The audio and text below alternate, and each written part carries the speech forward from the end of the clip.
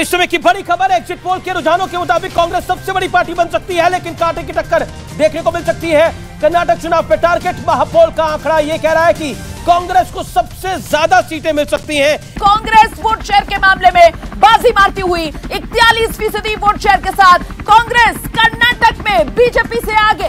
BJP 38% vote share के साथ कांग्रेस से खासी पीछे नजर आ रही है। और इस सब के बीच कर्नाटक की 224 विधानसभा सीटों का नंबर क्या है, इसको लेकर अब आपका इंतजार खत्म करने जा रहे हैं। आप जानते हैं 2018 की अगर बात की जाए तो वोट शेयर के मामले में कांग्रेस आगे थी, बीजेपी पीछे थी, लेकिन सीटों के मामले में बीजेपी ने बनाई थी बड़ी बढ़त कांग्रेस के मुकाबले। अब एग्जिट पोल का आंकड़ा क्या कह रहा है? एग्जिट पोल का आंकड़ा यह कह रहा है कि कर्नाटक फंस सकता है, क्योंकि कांग्रेस के खाते में 100 से 112 सीटें जाती हुई उस जादुई आंकड़े के नजदीक कांग्रेस पहुंच सकती है, लेकिन पूरी तरीके से पहुंचती हुई इस आंकड़े में नजर नहीं आ रही।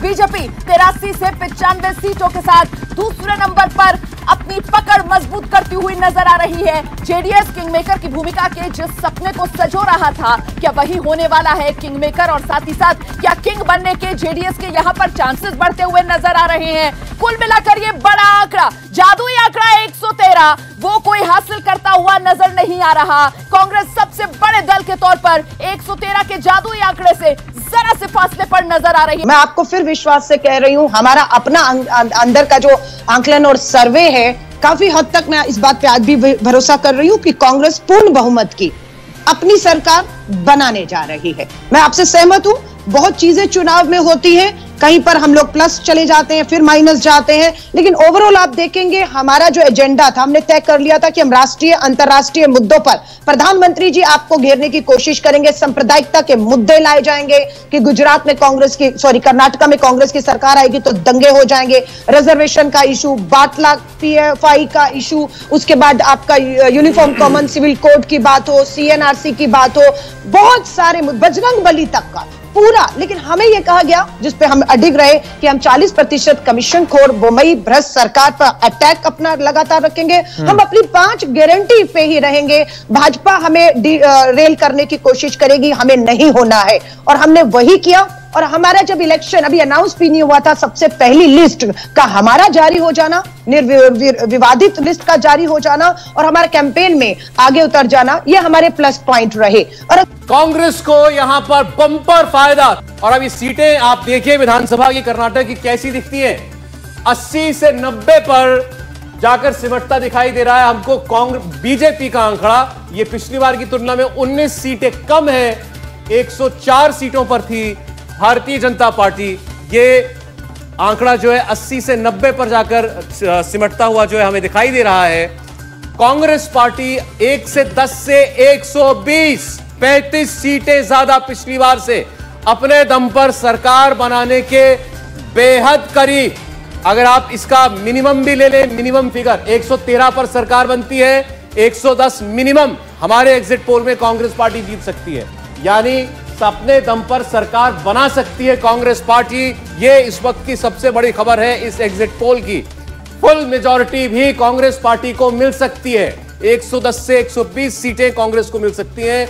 जेडीएस शायद इस बार किंग मेकर की भूमिका में भी ना हो, 20 से 24 सीटें मिल सकती हैं जेडीएस को। ये 15 सीटों का भारी भरकम नुकसान जेडीएस को होता हुआ हमें दिखाई दे रहा है। पिछली बार 37 सीटें मिली थी जेडीएस को, इस बार ये घटकर 20 से 24 रह सकती हैं। अन्य को 101 से 3 सीटें मिलने का आंकलन है। बीजेपी को 36% वोट मिलता हुआ दिखाई दे रहा है। 36.6 2018 में मिला था। कांग्रेस का आंकड़ा आने वाला है। बीजेपी को 36% वोट इस बार 2023 के चुनाव में मिल रहा है। कांग्रेस को 41% वोट मिल रहा है, जो 2018 में 38.4% था, यानी 1.5 से 2% का 2.5% का इजाफा है। जेडीएस को 17% मिलने जा रहा है। जेडीएस को 2018 में 18.5 मिला था, यानी कुल मिलाकर अगर मैं स्थिति कहूं तो इसमें नुकसान जो है वो मुझे बीजेपी का ही होता हुआ थोड़ा बहुत दिखाई दे रहा है। यानी कांग्रेस अगर अपने हायर साइड पे जा रहा है तो पूर्ण बहुमत कांग्रेस को मिलता हुआ दिखाई दे रहा है। जादुई आंकड़ा जो है वो 113 का है। हमारे तमाम जो ओपिनियन पोल थे उसमें बीजेपी बढ़त बनाती हुई दिख रही थी और बहुमत के आंकड़े को छूती हुई दिखाई दे रही थी। मेरे लिए यह आंकड़ा पूरी तरीके से हैरान करने वाला है। और जो वोट परसेंटेज बढ़ा है कांग्रेस का 2.6% का 2018 की तुलना में। क्या वो सीटों में कन्वर्ट हो रहा है? आपकी स्क्रीन पर जरा ध्यान से देखिए, सबसे ऊपर आप देख रहे हैं बीजेपी 88 से 98, राइट अबव मी सीधे मेरे ऊपर कांग्रेस 99 से 109, जेडीएस 21 से 26, अदर्स 4 के आसपास, 0 से 4 के बीच में। ये देखिए, ये हमारा एग्जिट पोल का बैंग ऑन एकदम अभी जो आंकड़ा है वो सामने आ रहा है। सैंपल साइज है 15,000, ये छोटा सैंपल साइज नहीं है, 15,000 का सैंपल साइज है। ये आंकड़ा क्या कह रहा है, इसका इंटरप्रिटेशन हम करते रहेंगे। इस आंकड़े में कौन किंग मेकर है, ये हम आपको बताते रहेंगे। इस समय की बड़ी खबर है, एग्जिट पोल के रुझानों के मुताबिक कांग्रेस सबसे बड़ी पार्टी बन सकती है, लेकिन कांटे की टक्कर देखने को मिल सकती है। कर्नाटक चुनाव पे टारगेट महापोल का आंकड़ा यह कह रहा है कि कांग्रेस को सबसे ज्यादा सीटें मिल सकती हैं। इस समय की बड़ी ब्रेकिंग स्टोरी है, 132 सीटें, लेकिन बीजेपी उससे ठीक पीछे 96 सीटों के साथ, 95 सीटों के साथ दूसरे नंबर पर जेडीएस का आंकड़ा 24 सीटों का हो सकता है। ये इस समय की बड़ी खबर है। टारगेट कर्नाटक चुनाव पे टारगेट महापोल का आंकड़ा कह रहा है कांग्रेस को बढ़त सबसे ज्यादा सीटों के साथ, लेकिन बहुत बड़ी बढ़त नहीं दिखाई दे रही है एग्जिट पोल के मुताबिक। इस समय हम ये कह सकते हैं एग्जिट पोल के मुताबिक बहुत बड़ी बढ़त नहीं दिखाई दे रही, लेकिन मैं आपको बता दूं इस समय का जो बड़ा आंकड़ा है वो ये कह रहा है कि बेंगलुरु शहर के अंदर एक्सिस माई इंडिया का पोल कह रहा है कि कांग्रेस को 17 और बीजेपी को 10। ये एक बड़ा सेटबैक हो सकता है बीजेपी के लिए।